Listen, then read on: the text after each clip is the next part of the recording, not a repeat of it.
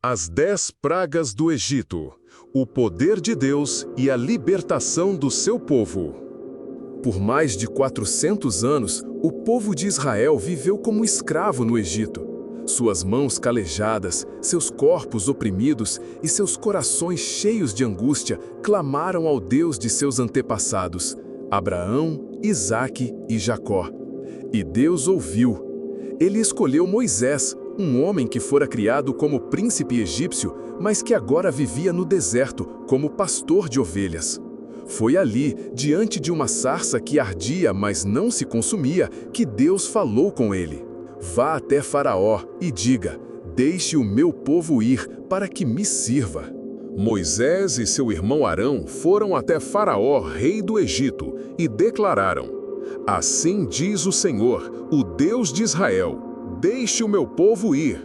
Mas Faraó, arrogante, respondeu: quem é o Senhor para que eu obedeça à sua voz? Não deixarei Israel ir.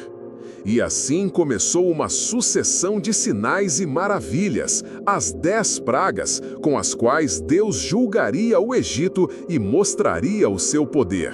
As águas em sangue. Moisés, conforme Deus ordenara, feriu com seu cajado as águas do Nilo, o grande rio do Egito. E o rio se transformou em sangue. Peixes morreram, o rio exalava mau cheiro, e os egípcios não podiam beber da sua água. Mas o coração de Faraó permaneceu endurecido, e ele não deixou o povo ir. A invasão das rãs. Deus ordenou que Arão estendesse a mão sobre as águas, e do Nilo saíram rãs em quantidade incontável. Elas invadiram os palácios, os fornos, as camas e perturbavam dia e noite a vida dos egípcios. Faraó, desesperado, pediu que Moisés orasse ao Senhor para afastar as rãs, prometendo deixar o povo partir. Moisés orou, as rãs morreram, mas Faraó mentiu e continuou a oprimir Israel. Os piolhos.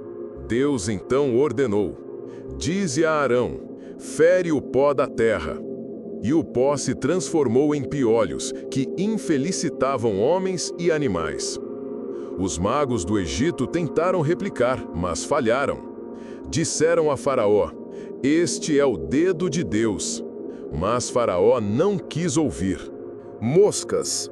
O Senhor enviou enxames de moscas que invadiram casas, campos e o palácio.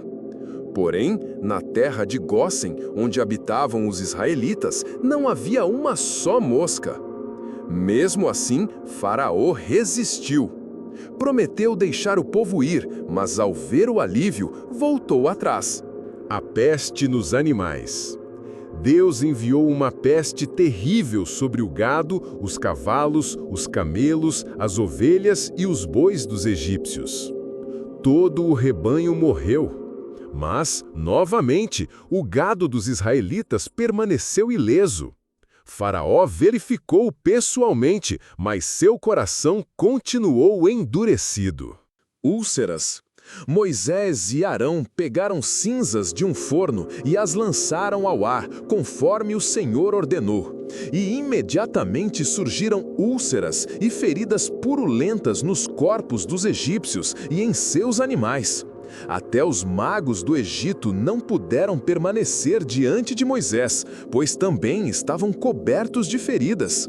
Mas Faraó não cedeu. O granizo.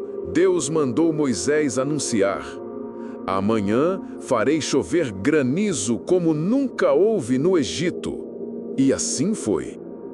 Granizo misturado com fogo desabou do céu, destruindo plantações, árvores, matando homens e animais que estavam no campo. Na terra de Gósen não caiu um só grão de granizo. Faraó, assustado, disse: pequei, o Senhor é justo. Moisés orou, a tempestade cessou, mas novamente Faraó endureceu o coração. Os gafanhotos. Deus enviou um vento oriental que trouxe uma nuvem de gafanhotos. Eles cobriram toda a terra, devorando o que restara após o granizo, folhas, frutos, grãos. O Egito ficou desolado. Mais uma vez, Faraó implorou: perdoa-me esta vez e ora ao Senhor. Moisés orou, os gafanhotos se foram, mas o coração de Faraó se fechou novamente. As trevas. Então, Deus enviou 3 dias de escuridão tão espessa que podia ser sentida. Os egípcios não conseguiam ver uns aos outros, nem sair de casa. Mas entre os israelitas havia luz.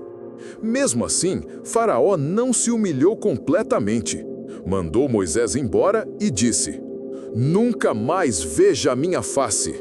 Moisés respondeu: como disseste, nunca mais verei a tua face. A morte dos primogênitos. Deus então anunciou a última e mais severa praga. Passarei pelo Egito, e todo primogênito morrerá, do filho de Faraó ao do servo, e até o dos animais. Mas Deus orientou os israelitas: cada família deve sacrificar um cordeiro e marcar com seu sangue as portas de suas casas. Assim, quando eu passar, pouparei os que estiverem sobre o sinal do sangue. Naquela noite, um clamor terrível encheu o Egito. De cada casa egípcia saía um grito de dor, pois nenhum lar escapou da perda.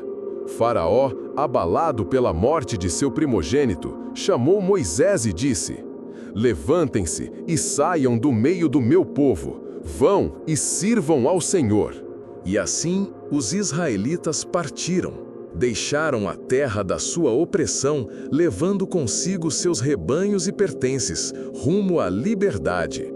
O Senhor ia adiante deles, como uma coluna de nuvem de dia e uma coluna de fogo à noite, guiando-os pelo deserto. Assim Deus mostrou seu poder sobre todas as forças do Egito: a água, a terra, os animais, a saúde, a natureza, a própria vida. Mas mais do que juízo, foi uma história de redenção, de um Deus que ouviu o clamor dos seus filhos e os libertou com mão forte e braço estendido. Até hoje, essa história é lembrada como um testemunho do poder de Deus, da fidelidade às suas promessas e da importância da obediência e da confiança nele.